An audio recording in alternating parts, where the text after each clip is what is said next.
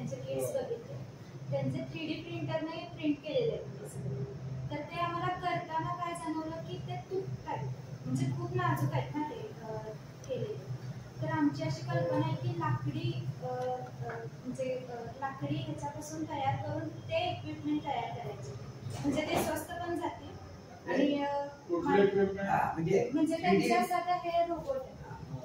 3D printer न वापरता 3D printer वापरून जे आहे ते प्रचंड कॉस्ट होती त्याची.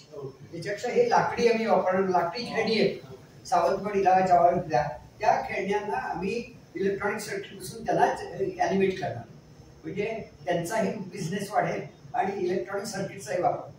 आता काय होते, प्रत्येक गोष्ट त्यांच्या एक चाक दाखवतो. 35 रुपयाला चाक आहे, साधी देशात धंदा फार मोठा होतो. हे चाक आहे ते 35 रुपयाला येते. साधं लाकडी चाक घेतलं तर ते 2 रुपयात सुद्धा करता येते. माझ्याकडे मागे मी फर्निचरचं घेतलंय, मुलंच तयार करतील सगळं, त्याचं मी हे आणलंय. लहान चित्र आणि त्याच्यावरचं सुद्धा त्यांचं जे रोबोटिक पिक्चर असतं ना, तसं न करता आपली नॉर्मल करायची. साधा लाकडी, साधा टांगा हे आपल्याला नेटवरनं चालवलं. असं केलं तर ते समाजात चटकन जाईल अशी कल्पना आहे. हे त्यांचे रोबोट सगळं सॉफ्टवेअर आहे, ड्रोन आहे, कॅमेरा आहे, ते आम्ही सगळं शिकतोय. आणि इतर निर्णय कंपन्यांच्याकडनं मी इलेक्ट्रॉनिक सगळे सर्किट्स आणले. हे सगळे रोबोट खेळणी करायचं तुम्ही जाऊन मुलांना शिकवणार,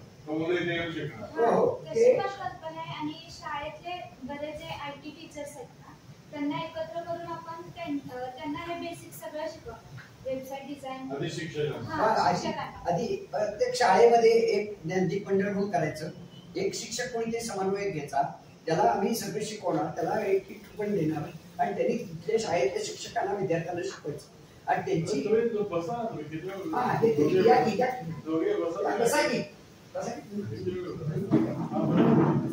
तर ही अशी यांची कल्पना आहे. आणि या काम करतायत आणि वेब डिझाईनही करायला शिकवणार. मराठीतनं वेब डिझाईन करायच्या मुलांना, त्यांचे प्रत्येक मुलाला किंवा प्रत्येक माणसाला त्याचे चरित्र आता कागदावर लिहितो, ते नेटवर लिहिलं तर लोकांच्या पर्यंत जाईल अशी कल्पना आहे. तुम्ही तुमची माहिती सांगा जरा. काय काय माझी इच्छा आहे की मुलांच्या पुढे पुढे आणि जरा तुमचं काम सांगायला सांगा. राजस्थानच्या एका नदीवर माझी PhD रुपाले रिव्हर, ज्याच्यामध्ये डॉक्टर राजेंद्र सिंग यांनी जवळजवळ 500च्या पुढं कन्स्ट्रक्शन्स केली आणि ती नदी रिवाईव्ह झाली.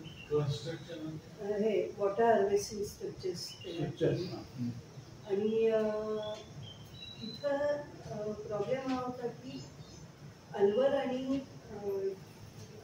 भरतपूर यांच्यामध्ये ती नदी वाहते. तर तिथं ते एक कॉन्ट्रोवर्शियल ती नदी आहे, कारण ज्या वेळेला सुरुवातीला तिथं मोठं कन्स्ट्रक्शन त्यांनी केलं वॉटर हार्वेस्टिंगचं, आणि भरतपूरच्या राजाने पण केलं, पहिल्यांदा अलवरच्या राजाने केलं. आणि त्यांनी काय केलं की ते भरलं पूर्णपणे. तर इंग्रजांनी सांगितलं भरतपूरच्या राजाला की तुम्ही का करत नाही, तुमच्या प्रॉब्लेम सॉर्ट आउट करा. पण ती जी नदी आहे ती अलवरमधल्या हरवली हिल्समधून ती वाहते आणि हरवली हिल्स ज्या आहेत त्या पूर्णपणे अलवरमध्ये आहे. भरतपूरचा एरिया पूर्णपणे सपाट आहे, मैदानी येतो. त्यामुळे तिथं पाणी जे आहे ते अलवरमधून त्यांना सप्लाय झाल्यानंतर ते पुढं गेल्यानंतर ते भरतपूरमध्ये येतं. तर दोन्हीमध्ये कॉन्ट्रोवर्सी निर्माण होण्याचं कारण एवढंच होतं की ज्या नद्या त्या नदीला जे वॉटर हार्वेस्टिंग स्ट्रक्चर त्यांनी बांधलं ते भरला तो मोठा पाठ. पण भरतपुराच्या राजाने जो बांधलेला जो बांध होता तो काय भरला नाही. मग त्यांनी सांगायला सुरुवात केली की आमच्या इथं नद्या कोरड्याच आहेत ते आहे. पण ही जी नदी आहे ती तिचा फ्लोची जी डायरेक्शन आहे ती नेहमी चेंज होते. त्यामुळं तो बांध जो आहे तो पूर्णपणे कधीच भरत नाही, बाजूनी वगैरे वाहते. आणि तो जो प्रॉब्लेम क्रिएट झाला तिथं, मग त्या दोघांच्या मध्ये दोन्ही राजांमध्ये प्रॉब्लेम सुरू झाला. आता ठीक करीचा मुद्दा जो लावलेला होता तो इंग्रजांनी बघा तुमच्या ह्याच्यामध्ये हे झालेले नाही यांच्या ह्याच्यामध्ये पण प्रॉब्लेम हा होता मुख्य प्रॉब्लेम त्याचा आहे की ती नदी जी आहे पावसाळ्यात इतकी जोरांनी वाहते आणि त्याचं पाणी सगळीकडे पसरते पण जसं जसं उन्हाळा यायला पूर्णपणे नदी ती कोरडी होऊन जाते हा मेन प्रॉब्लेम आहे त्याचा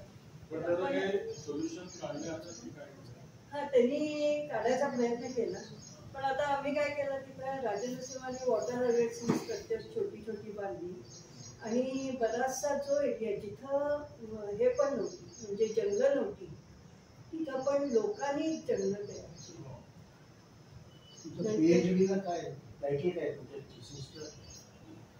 माझं PhDचं impact assessment of the small water harvesting structure in Rupadev university on agriculture and environment.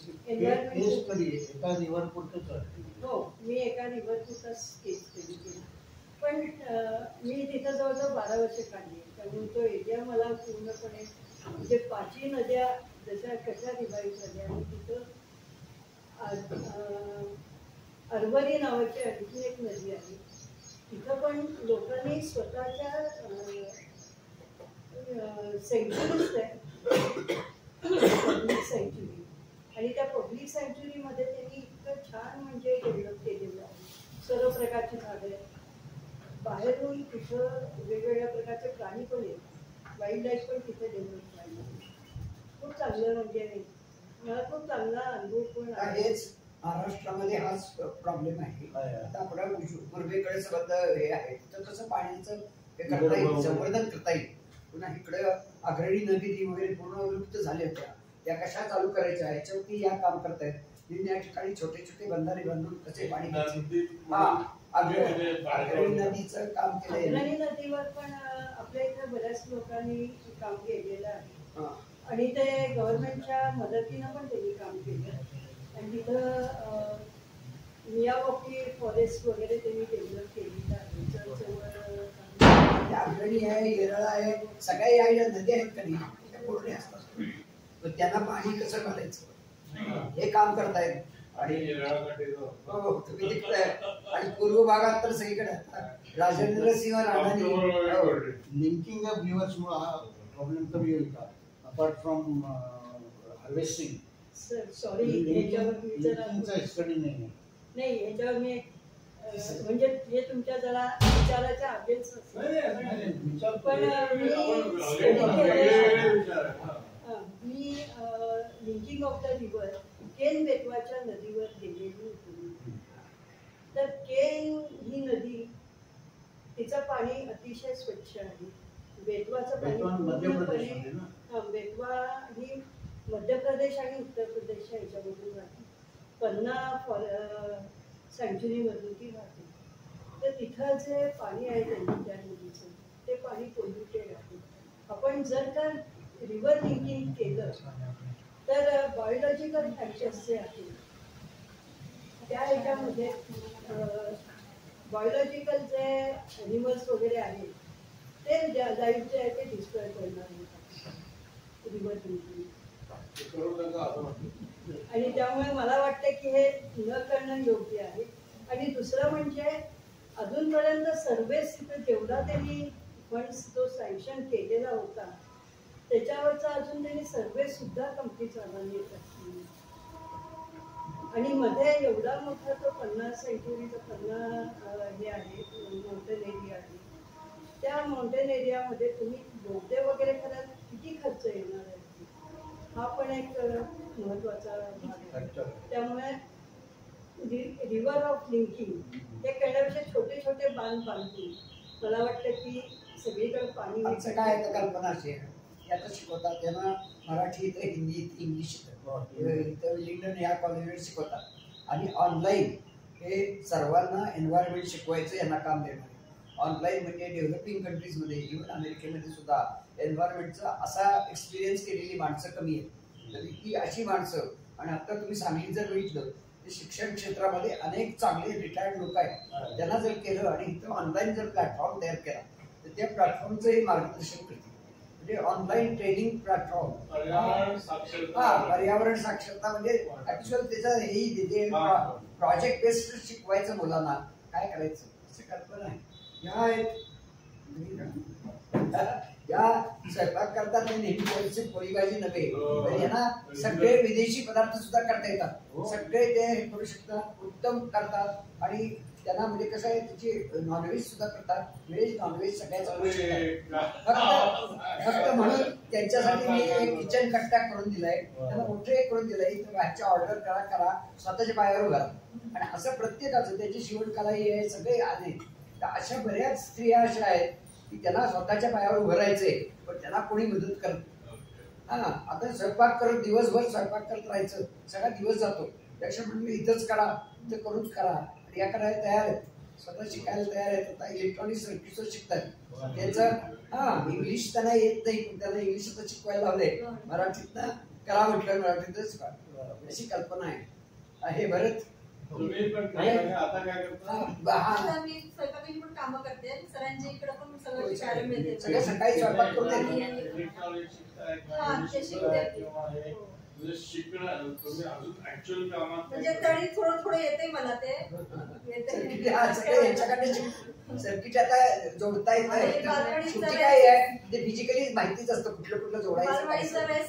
Me course केलेला आहे. मी दडगन स्कूलला सर्व्हिस पण केली बालवाडीचे. पण ते काय काळामुळे मला सोडावे लागले आणि मग नंतर मी ते स्वयंपाकाच्या ह्याच्यामध्ये मी करायला लागले. पार्लरचा सुद्धा मी कोर्स केलेला. त्यांना एक चॅनल काढून देणार एक एक पदार्थ कसा करायचा. मुलींना खाली येत नाही स्वयंपाक करायला ते शिकवलं तर मी शकेल. भारत हा